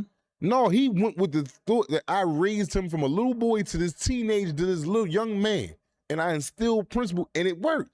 He sat there and playing with them marbles, but them that's balls. a movie, now on duty. No, but it's a movie, but it's about some real life shit. But still, that's real. You got to what's indoctrinate the chances that. Of kids saying let me out. There's so many kids upstate right now. No, but it's a lot of them that did though. I guarantee you, it's a lot of motherfuckers. Do you think like, the number's higher for kids who didn't get out the car? No, it ain't higher, but they out there. Yeah, but they out there. I mean, we ain't gonna make it like they ain't out there. It's a lot of niggas that say, "Let me out." What y'all think? We're gonna take some calls. If your kid hang around a kid they shouldn't hang around, you see a kid, see bad signs from this kid, whether it's male or female, are y'all going to tell your kid to stop hanging around this person? Are y'all going to, tell your kid they shouldn't be dealing with this person? For me, I'm telling my kid, like, no, you shouldn't be hanging with him or her. If this girl she could be a low fast little girl. She out here, humping out of every pants leg. You let your daughter hang with her? I'm saying like I can't judge. I'm not picking my daughter friends or my son's friends. Well, as you should. You know what I mean? Like then you might as well not ain't had no damn kids, bro. Nah, you got Like you over here trying to puppet master them. No, it's not. You No, just tell them like I don't this want you where to hang you with see if your work been good at. Like a person can step out with somebody as long as you keep your integrity and your dignity with yourself. You don't have to be doing that, man. Now, if they want to branch off and go to an activity that's wild, no, you can't go to that, cuz. No, y'all try and go to this. No, but if they out basketball court, hey, that's your friend. But I'm saying if a kid, because think about it, how many people who have lost their child behind them hanging around? Yes, I know all that, but another kid. I'm just not doing. I'm not telling my kid who they can and who they can't. I respect your response. You know what I mean? I'm trusting my father and ability to make sure my kid know how to make the right call at the time. Take this call. Tell us from the jails who we speaking with. Yes, Woo. North. What's up, man? What's going on, Shout out to North Philly. What's up with you, man? What's going on, y'all? Hey, I just got a quick joint. My step pop used to always say this joint to me, man. You hanging around with nine thieves, you gonna be that 10th thief. You understand? Simple as you can put it. Mm-hmm. When I'm hanging around with knuckleheads, I'm gonna be one of them knuckleheads. And then it's a rarity for a young man who's influenced to actually just differentiate what's good and what's bad when his friends is all doing. We all thinking that since we are cruel thieves, that's what we're supposed to do. Yeah, I agree. It's a bad joint. Even with the little, you got little girls, right? If our friend, I know y'all ever had joints where y'all sitting there and y'all got ready to run the train or whatever y'all ready to do with the chicks, whatever like that. And with the one friend, she just sitting on the couch. She ain't trying to indulge in that really, but her friends are. Eventually, she gonna get up off that couch and say, you know what? They doing it too. Mm-hmm. I want to do it too. Exactly. So it's kind of being under that influence of the hood that you make that distinction and make the right decision. Is less. I agree. I disagree with Black to a certain extent, but it's a rarity to make that good decision, especially when we don't have our fathers. Like I don't, like y'all too. I mean, your father was there, but Black, your situation, and it can get crunchy for you out here if you ain't hanging around the right people. Exactly. So for me, I totally agree. I'm telling my kid, yo, you better not be hanging around them. I'm quick to do that. Because at the end of the day, they're going to influence. They're going to have because kids gonna have a stronger influence over your child than you. Because they may, like girls listen to their friends more than and boys do too. Listen to their friends more than listen to their parents a lot of times, man. So you gotta be real careful. Choose your kids' friends before they can choose them for themselves. All right, Black. What's your rebuttal, Black? No, I don't got no rebuttal. I'm on what I'm on. Y'all on what y'all on. Okay. All right, man. Thanks for calling in, man. Enjoy your night, bro. Yeah, man. For sure. Yes, sir. Yeah, because this is a crazy topic because, what y'all think. You got a kid. You see a kid hanging around, whether a male or female, hanging around another child who y'all see as a problem child who's causing, problems in the neighborhood. This person, she may do so many. There might be a girl, like I said, she could be fast. She wearing the short shorts and got revealing her body out here, and she's doing. Are you let your daughter hang around that type of person? You know what I mean? For me, like I said, I'm telling my kid, like, yo, nah, you can't hang with that person. And I'm not saying that's wrong. I'm not saying that's wrong at all. But I want my kids to be able to make their own decisions. You know what I'm saying? Like, and I'm not talking about big decisions. So I'm like, come on, man, but to choose between right and wrong. Not really. Not a kid. Kids don't really know, young. Kids don't know. How many times mothers or parents may have seen their kid go out the door and hang around their own kids, and then they got that call, whether they arrested or they dead. Yeah. So I'm taking my chances trying to tell them don't do it. Don't hang with that person. Yeah, period. yeah. It's because it's a less chance for something to happen. You can't hang around them. Now they still sneak and go hang with the kid. That's on them. But if I tell them like, no, I don't want you hanging with that person, I'm gonna do that.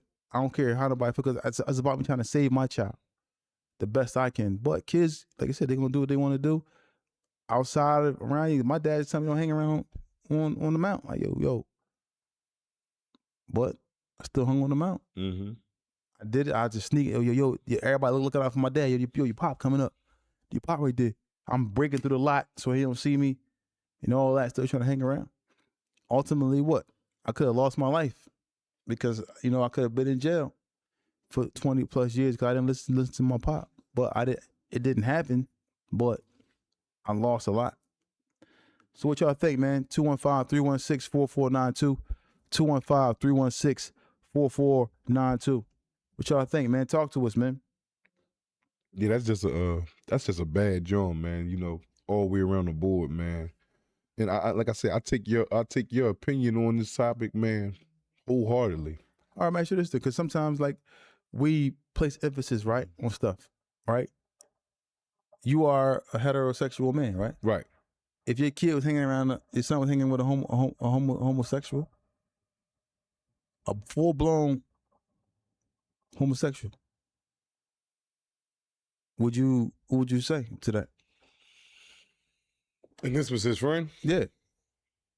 So this is just, I can't stop him from who his friends is, man. But I would give him all the, you know, because no. Would you tell him don't hang with this person or something? Yes or no? No, I wouldn't. If this is his friend, I can't tell him to not hang around him because of his sexual preference. I'm not going to go off and do that. Okay. Because there's a lot of people that has that sexual preference nowadays, and there's a lot of people coming out with it, and that's cool. That's them people, you know, regardless of what we stand for. We're heterosexual, but I'm not going to say, yo, you can't be around him because now we be like, why that?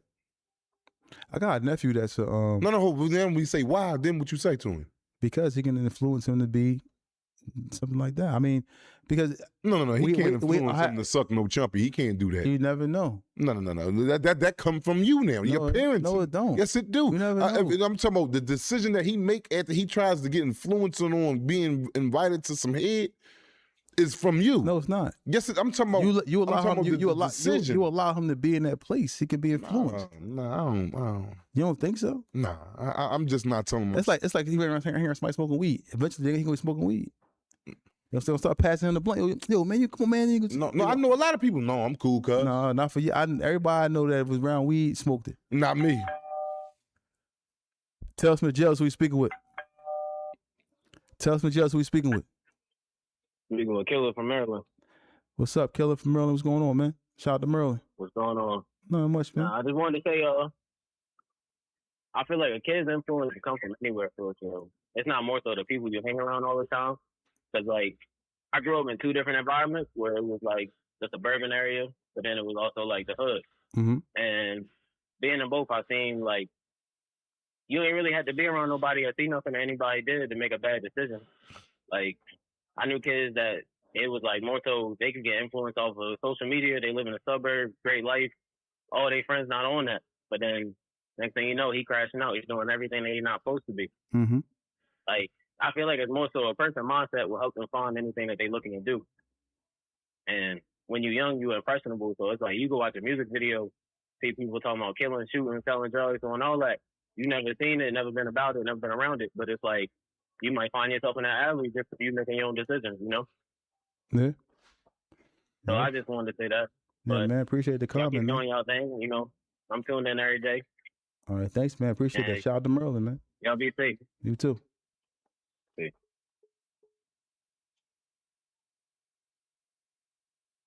Yo, so it's just like there's certain things, man. I've been telling you, man. Kids can be influenced by heavily influenced by the kid, by their friends. Companionship is everything, man. In my opinion, companionship is everything, man. I want to give a shout out. Thanks for the donation, Mr. Sandman, 8996. He said, I think you have to monitor their friends. What about shootings and innocent bystanders? Yeah, all that, man. Because like you said, a shooting can happen and your kid can be hanging on the corner. How many times we seen was Kenny? Mm-hmm. Kenny just live on the block. Mm-hmm. He got shot that day when Ian Rock got killed, right? Mm-hmm. He wasn't showing no. He was hanging around. Yeah. He was just hanging around. Mm-hmm. He could have lost his life. He got shot. Mm-hmm. So therefore, that's an example of he could have died that day. Mm-hmm. But I'm pretty sure his mom and his dad was probably telling him, no, don't be hanging around there on the mountain, all that. Yeah. But what happened after he got shot? You ain't see he wasn't hanging on that corner, he wasn't hanging around there no more. No, that just fired his ass up. He said, yup, y'all ain't lied about that one. Shout out to Kitty, man. Shout out to Kitty. Yeah, but you see, like these things happen. You know what I'm saying? People, think about the people who get shot and don't. How many people had innocent kids that got shot? It was kids in the car that got killed. These kids got killed coming from a game or something like that. Innocent kids shot the car up, hit innocent people, girls and everything. Your daughter may have a. Sometimes people have daughters who have boyfriend into all kinds of stuff. Mm-hmm. And then what happened? He beefed with somebody shoot the car out while he in there. Mm-hmm. This is the fact. So you tell your daughter, like, yo, you can't be messing with him. She gonna do what she want to do at the end of the day, but you tell her don't be messing with him. What about the boys who just got sentenced for the Fulio murder? Oh yeah. Well, what about him? The girl that was with them, Mm-hmm. she pled out to what? I think manslaughter. I don't know, but she played out though. But she was influenced by the dude. She was trying to be such a rider for the dude that she was messing with. Ended up losing her life. Her life could be lost because maybe her parents didn't tell her, like, or maybe they did. Because you can sense something. Like you meet certain young boys. You talk to them, man. Where you work at? What you got going on? They may not have a job, but you see they looking nice. Got new sneakers, new shoes, but you ain't got no job. Got a car. How you get that car? These questions you got to ask if you're a parent. People be scared to ask questions. Mm-hmm. Oh, you say the parents be scared to ask questions? Yeah, sometimes. I'm asking questions. Anybody want to marry my daughter, I need to see pay stubs. I need to see bank account. I need to see everything. I need to make sure that you all the way right. I ain't just passing my daughter off to nobody. Like, I need to see those things. I'm not even going to indulge in that. Yeah, Okay, that's I all it is. respect it. That's all you just let it just go ahead and marry. He just looking at the outside, the outer shell of this boy. You need to see bank stubs, bro. Yeah. I'm not. If I was marrying your daughter and I came there, man, and to see you and was with her, I would be highly I offended. gotta make bro. sure that you would take care How of would her. you even ask me that? Like, yo, you got bank stubs? Yeah. I'm trying to rumble something after that. All right, Cuz well, I'm gonna be telling her like, yo, what's up with your drawing ass pop? Yeah. Asking me about these stubs. Yeah, Nigga. okay. You ain't supposed to be asking me about no damn stubs. You think this shit real I life? didn't see stuff, man. What's it called, man? Yo. Tell us for the judge we speaking with. Yeah, I'm like, somebody want to marry my daughter. You want to come be my daughter? I gotta see what you got going on, man. I need to see like the type of person I'm dealing with, man. And I need to hang with you for a couple days. And I'm gonna tell you, look, I'm gonna get with the young boy. I'm like, yo, call your closest companion around, because whoever his closest companion is, that's who he is. I'm telling you. He pull up, his boy will pull up, whoever. I'm telling you, yo, I'm gonna get with him. Like, yo, call your closest. Who you hang with, man? Who you be with? Who you Nah, I don't believe that saying anyway, I do. man. I do. I don't, man. Because you can't hang around somebody without getting some of the dirt on you, man. And then you're going to do it. Somebody going to influence you. You could be just riding on the street. Tell us from the jail who we speaking with. It's Mark. What's up, Pete? You crazy, boy. What's up, Mark? A man can be influenced and suck a trumpet. You out of pocket. No, that's him. That's black. No, that's no, black. that's what you said. He Yeah. could be influenced to do that. They could be. You never know, man. Out of pocket. You never know, man. You never know, man. Because people come from different. Go, I'm gonna let you talk. Go ahead, Mark. Go ahead. No.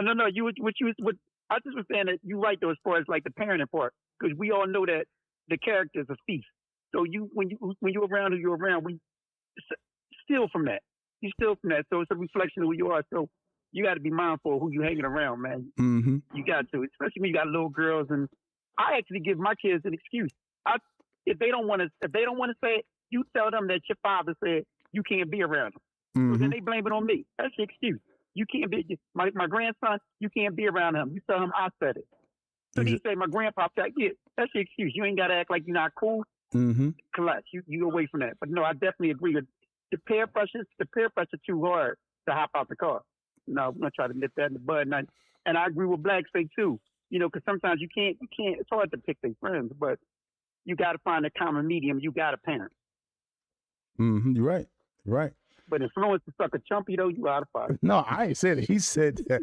I was saying you just never know, because like I'm not trusting my. Listen, Mark, you ain't trusting your son to hang around something like that. You're not doing it.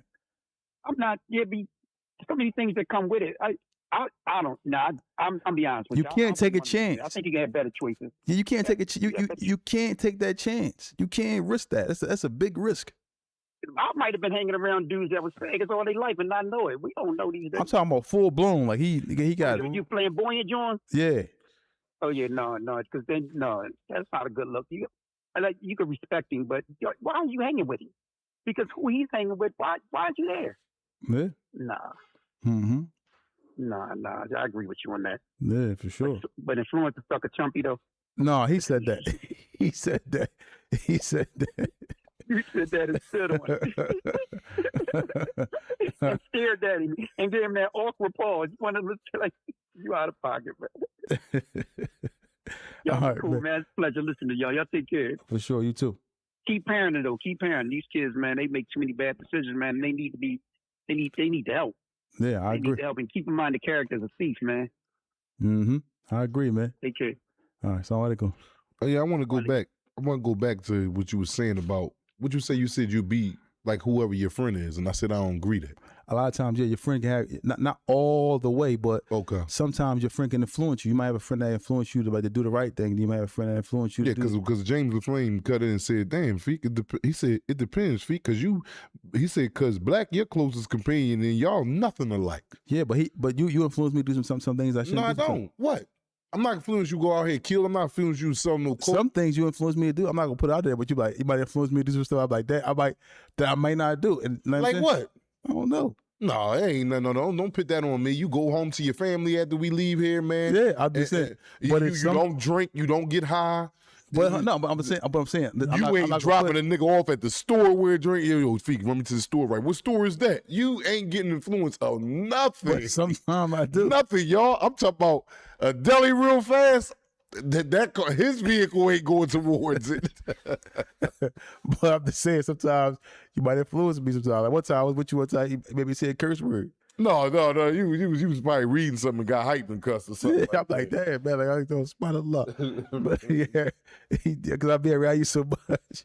But then again, you can have a good companion that can influence you by yo, it's time to pray. You know what I'm saying? Yeah. So things like that. You know, it can be good companionship too. Or let's go do this. Let's go do something. Let's go fishing. Let's go do something. We ain't trying to hang on the hood. But some people that can influence you, like, yo, I got this girl and she got a girlfriend. You know what I'm saying? You can bag a girlfriend. It's just so many different ways people can influence you to do the wrong thing. So, you know, but I'm just saying. But Mark talk about something. She talk about something. Somebody can influence you to. To suck on a chumpy, like That would do it. That's extreme, man. Like, I think it happens with one of my nephews, man. shit.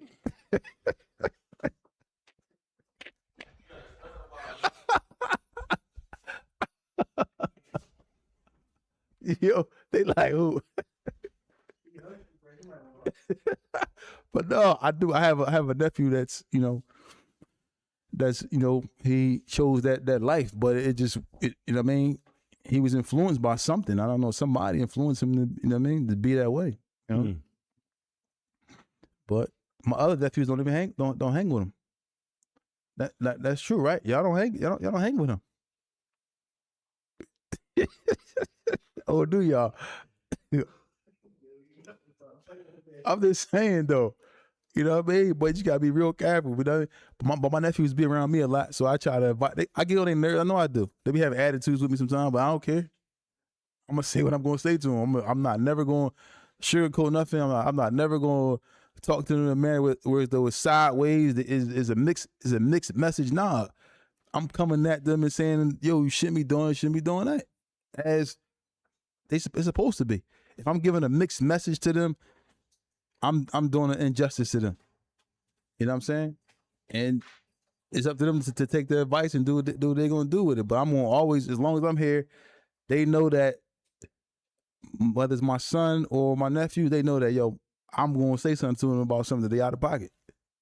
And and it's up to them to do what they're gonna do about it. Like today my nephew was in here today. He had to get a haircut. And I've been knowing him for a couple of days. And what did he do? He went and got a cut. Now and then I see that, because I be confused when I come here. Some days I see him. I don't know if he's getting high. I don't be knowing. But I see him today. He got a cut, man. He got a good grade of hair. His mom gave him good grade of hair. You know, he got curls. He can get waves. I didn't even know who he was, but I had to be on top of him. Get a cut, get your hair, and he got it done. He still got his hood on the hair now. But I don't know. It ain't cold in here, man. You know. But yeah, so it's good to be on top of the kids, not on duty, to kind of, encourage them to do the right thing and choose their companions wisely. But get up out of here, y'all. Y'all can call in right now. We got like maybe 2 more minutes. 215-316-4492. 215-316-4499. Back in the day, did you used to hang with Mikkel back in the day? Who Mikkel? You remember Mikkel? Dark skin Mikkel? Yeah. Oh, no, I ain't never hang with Mikkel. You know, Mikkel's come over my crib when I was a young boy. Because I don't have my mom was hanging with Miss Cat. And Mikkel was a little, since we was bucks. Yeah. So I don't have a hang up about, I won't make like you my personal partner to hang out with, like we always together. But when I say, like I said, Kata is a good friend of mine. There you go. A good friend of mine. I see Kata shake his hand, hug him in the street and all that. I know what my sexuality is. I don't. But kids I think, influence though. Yeah, you're right. You know, but I just still think when you about 10 and 15, you can't be influenced to sucking nothing that you don't want to suck. No, dude. You know what I'm saying? I don't believe in that. Tell us from the jails who we speaking with. Yo, how you doing? What's up, man? It's Cliff.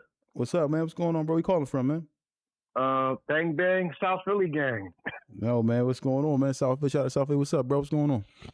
I be calling in. I don't know if you noticed me calling in, but I be messing with y'all while I be working, man. Y'all get me through my shifts and all that. Yeah, man. Appreciate that, man. Yo, I was watching. You see the young boys that got booked? They got sentenced for killing Fulio. Mm-hmm. Yeah. Yo, they need to show that in every high school, middle school, all that. What they thought was going to happen. Yeah, he turned to Jason Terry in there crying. And I'm not trying to kick him way down, but young boy, he just realized that his life was over, man, and he couldn't do nothing but cry. We was talking about that earlier. Can't do nothing but cry because it's multiple lives that's lost, and it's unfortunate, man. Yeah, but like first of all, why they go to trial? They should have just took it. Like, why they go head up with him like that? No, dude. Took a plea or something. But the thing about it is this though, the girl that was on the trial, she took a deal first. So now what she admitted to guilt, and once she did that, and I think she might, I don't know if she testified against them. To who? On the case? On the food case. I don't know if she told, but the evidence is overwhelming. They had there's so much. They had the phone, the pinging on the towers. It just was like, yo, it was just so much overwhelming evidence against them guys, man. And they knew this, but they tried to fight it. And I think they had PDs too. Mm-hmm. No, they had some good lawyers that looked like some official. No, they didn't. No, they didn't. They looked like see now just because the lawyer got them a suit and a tie, don't mean they're a good lawyer, man. You know. You're right, but no, I'm just calling in, man. Yo, Black man, you boy. Thank you, man. I appreciate that, yup. Guys, have a good night. All right. Shout out to Naheem Bryant, 9893, man, becoming a member. Appreciate you. Tell us from the jails who we speaking with. Hey, what's up, fellas? This is King Riley. Where you calling from, man? I'm in Jersey City. Shout out to Jersey City. I got a follow-up question for Black, bro. This kind of off topic, but I was thinking about this, bro, because I was tuned into that episode when you was talking about your lady son, the 5-year-old. Mm-hmm. I was wondering, like, bro, did your lady hear that episode? Did she see it? And then, like, what's the follow-up? Like, did it, like, what's going on with that? No, she didn't. She didn't hear it or see it because she chose not to watch it. But probably one of her friends or something probably seen it because a lot of her friends watch it. But like I said, she mentioned nothing about it? No, she never mentioned nothing to me about okay. it. But it really was no follow up because I never made it an issue. I deal with a lot of stuff and don't approach it and I'm not saying there's a right way to go because you're supposed to approach issues when they happen. But I'll let stuff stay bottled up until I just boil over. You know what I'm saying? Like, cause what am I really go to? Like, yo, your son said this to me, and then I feel like of embarrassment to even be going to her. You know what I'm saying? So I just left it all the way alone. So, man, look, I could tell, like, that episode to me, it felt like it was like a therapy session to you, bro. I could tell you was releasing, not on duty, pause. But, like, you know what I'm saying? I recommend, bro, don't even hold nothing in no more. Not on duty. Like, you know what I'm saying? Like, yeah. Like, for real, bro. Because I can tell, man. But, look, I'm glad that, you know, it is what it is, bro. Thank you, man. I appreciate you, man. Shout out to Jersey City. Oh, yeah. Yeah, y'all. Once again, man, we doing promotions for your business for free. Email us at talesfromjails@gmail.com or hit us up on IG at Tales from the Jails on Instagram, and we'll get you up here on the podcast on the couch to talk about your business, man. Or we'll come to your business and promote for free. You tell us what we need us to do, we'll come to you. Anything else you want to say before we go, man? Stay out of jail is Monday, man. Hopefully everybody's intact for this beautiful Monday that we're enjoying, man. The weather is ready to start breaking, man. It's coming up, man. It's ready to start getting hot. Consecutive days, back to back to back. That part of the season again for us, man. But, you know, it should be something that we're looking forward to, you know, because you can get outside a little bit now. You can let your hair down. You can relax.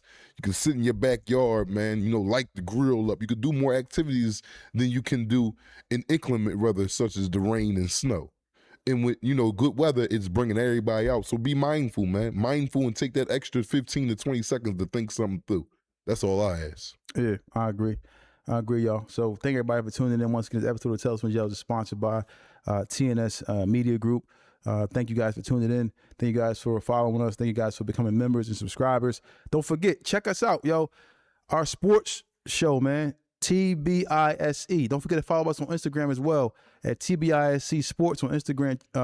TBISE Sports 247 on Instagram and TBISE Sports on YouTube. Check us out, man. We on there talking about boxing, you know, football, basketball, everything. He likes to what's called badminton. That was his sport of choice in jail. But we thank y'all for